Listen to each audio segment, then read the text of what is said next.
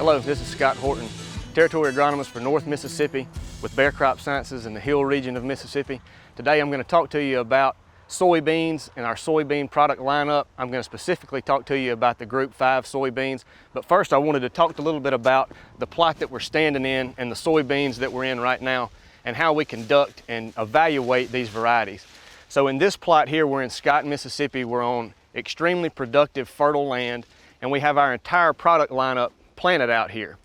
The main thing that we get out of this besides yield on a soil type like this is we get to see how large these soybeans will get. And so as you can see looking behind me, I'm about 6 feet tall, and you can see right now that we've got soybeans that are right at my chest. So having soybeans positioned on land like this gives us an idea about standability, and you'll hear me talk about standability for each one of the products that I'm going to discuss. But in terms of yield, these beans were planted on May the 7th, and so they're pretty much planted on time. They've accumulated a lot of heat. They're on real productive ground, so they've gotten a lot of height.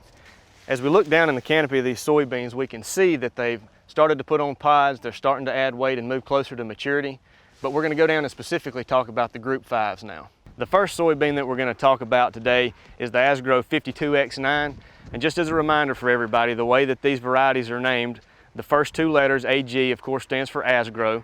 The first two numbers, 5-2, stand for the maturity of the soybean. The X stands for that it is an Xtend variety. And the last number, the 9, is the year of release. So this soybean would have been an Asgrow 5.2 maturity group, an Xtend bean released in 2019. You can see the 52X9 that we have here. It's a little bit taller bean. I mentioned that, in terms of standability, this bean has gotten tall here, but it does stand very well on lighter dirt. It is suited for clay, but I do like to see this bean on lighter dirt, especially in the hills of Mississippi. It performs really, really well.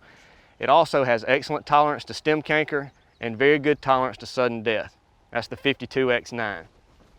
The next soybean that we're going to come up to is the Asgrow 53X0. This is a pretty new soybean. This is the first year that we've had it in plots around on any type of acreage where we're going to get a really good idea of where it fits. Our preliminary data says it goes across all soil types. It can stand irrigated or dry land conditions. You can see that it does have a lot of height to it. The 5.2 and this 5.3 are indeterminate beans, so they're going to go on and get some height. We've actually seen, as tall as this is on light dirt, you might think that it might have some potential to lodge or fall over, but we've seen it standing very well in preliminary data last year. And so far this year, as you look out across these beans, they're really tall, but so far nothing has started to lodge, nothing's on the ground. It looks really, really good. So we're going to follow up that 53X0 with the 53X9. It's a little bit shorter bean than the 53X0. It's good across all soil types. It can go on heavy clay or it can go on lighter dirt, but I really do like to see this 53X9 planted on clays that are irrigated. This bean can also handle poorly drained clays. And so if you've got a field that you have problems with drainage, this is a good bean to think about if you're looking for something in that indeterminate 5 range. It has very good disease tolerance across all our southern diseases and is a really, really good option, especially in the Mississippi Delta where we're looking at sharky clay soils and things that can stay wet for a long time. The last soybean that I'm going to talk about is a little bit older product, is a 55X7.